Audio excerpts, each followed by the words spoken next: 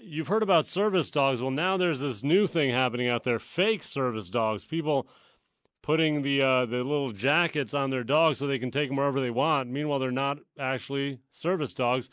Someone who doesn't like any of this is Shannon Walker. She is, she heads Northwest Battle Buddies. It's a nonprofit that provides free service dogs for veterans with PTSD.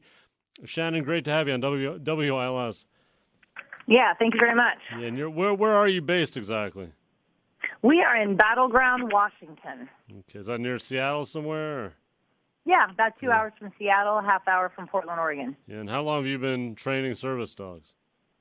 I've been a professional dog trainer for 20 years. I founded Northwest Battle Buddies 5.5 years ago, training service dogs.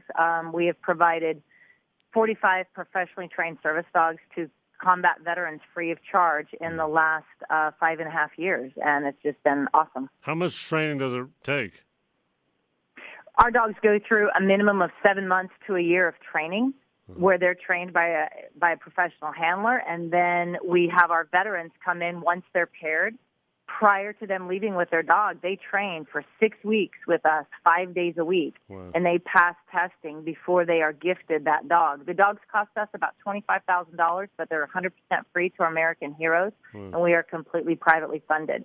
And then our veterans are also, the teams are, once they've passed all their testing and go home with their dog, they're required to continue to recertify 6 months and then even a year later and every year after that to keep accountability and to keep their dogs trained with the excellence that we require, and to make sure that that dog serves them the way that they deserve to be served. And with the service dog, I mean, you've trained dogs, you said, for 20 years. I'm sure you can train a dog to be incredibly well behaved. What makes a service dog special beyond that? Well, not only is the service dog trained, it's not just obedience, but the dog is trained how to navigate the outside world as far as everything that the handler may encounter. But the dogs also all of our dogs wake our veterans up from night terrors, which is just unbelievable. In fact, one of our veterans said it best.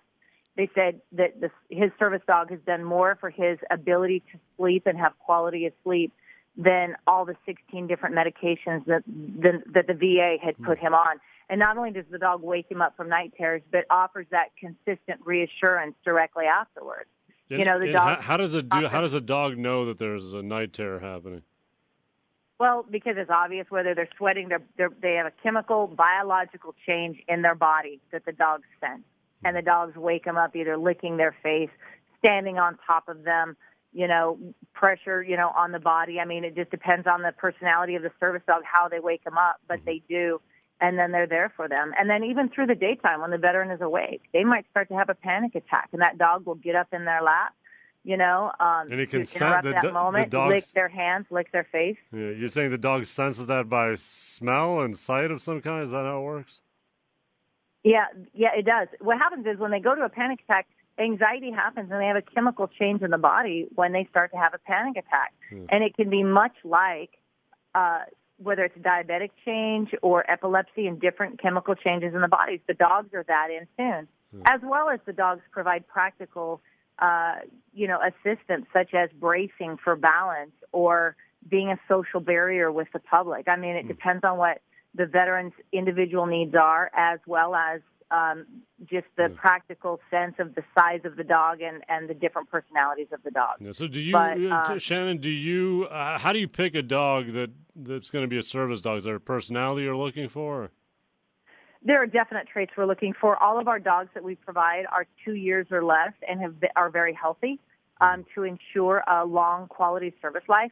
But they have to be very social and very guidable, and they have to be non-reactive. I mean, and then what we do is we look at the lifestyle of the veteran, and I've been doing this a long time, and so I just have a lot of experience at matching the right temperament, the right energy level, the right size, and what the veteran might need. And we pair the dogs up that way. And knowing the dogs through the months and months of training and then studying all the information that we get from the veteran, we pretty much have the dogs picked, and we have them paired together in my mind prior to meeting them. And then, of course, once they meet them, we make sure that I was correct in my feeling. And for the most part, we're right It's on. a And if not, connection, then we make those adjustments quickly because the pairing of the right dog with a handler is imperative to the success of the team. Yeah, it's got to be quite a moment when the dog and the handler see each other, you know?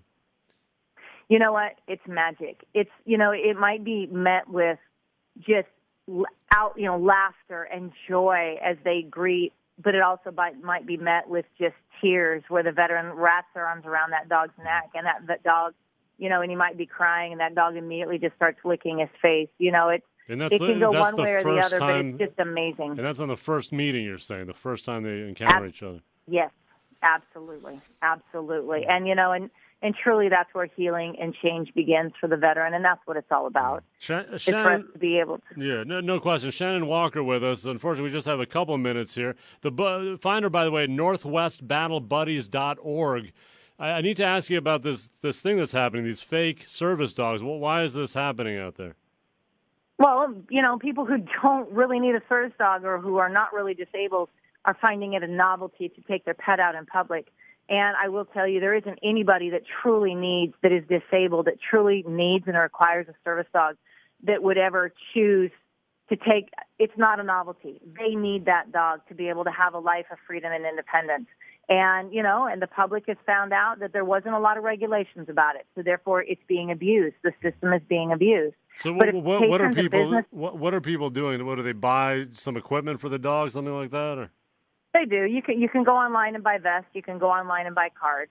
You don't even have to carry proof that your dog is a service dog out in public. It's actually against the law to ask for proof. The public can ask two questions. The business owners can ask: is the dog trained? Is the dog a service animal required for a disability? And what is that dog trained to do for you? Those are the only two questions that a business owner can ask. But I will say this, regardless whether it's a trained service dog or a fake service dog, if the dog is unruly, the laws are in place for businesses to have the ability to kick those dogs out of the businesses. The law is already on the business owner's side if they would just be aware of the law. Interesting. Have you ever seen an unruly trained service dog? Almost every day I go out in public with our dogs, yes. Now, because a service dog is trained, right, to be very precise in its behavior. What triggers a service dog to go off the course? Well, our dogs don't, because they are very, very well trained. Even if we're walking through a mall or a restaurant and we have dogs that will just bark and go off and act like they want to attack our dogs, the handler, the fake service dogs, they lose control because those dogs are not trained, or they don't have temperament genetically to even handle the stimulation of the outside world. But a trained service dog, our service dogs, do not even react to those dogs when we meet them in public. Now, do they need to be? You said there's some refreshers that happen every once in a while. Is that right? Yes, we require our handlers 6 months once they go through the process and the 6 weeks of training that we require.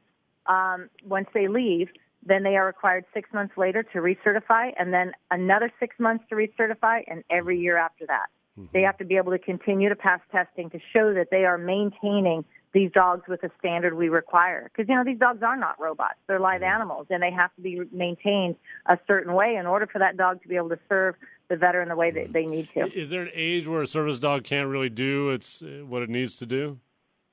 No, I don't think so. As long as the dog is healthy and mobile, we always want to do what's best for the dog itself, but that's one of the reasons we start with dogs that are 2 years or less and already have a good health check. But, we're hoping that dog will serve 8 to 10 years. No. But obviously, if the dog can't keep up with the veteran, then it's time for retirement. Have you had any of the dogs you've trained have to retire at this point? Or? No, but we actually have had some veterans pass away due to natural causes, and some of those dogs are still young enough in the family. We just had one re-gifted back to the organization to serve a Vietnam veteran who was 79. And even though it was heartbreaking for the family to let the dog go, but they knew that their husband would love for that dog to be able to go ahead and serve a brother in arms. And so we actually are doing that right now. Shannon Walker, she is the founder of Northwest Battle Buddies. It's northwestbattlebuddies.org. Thank you very much, Shannon. Thank you very much. You have a great day. Yep.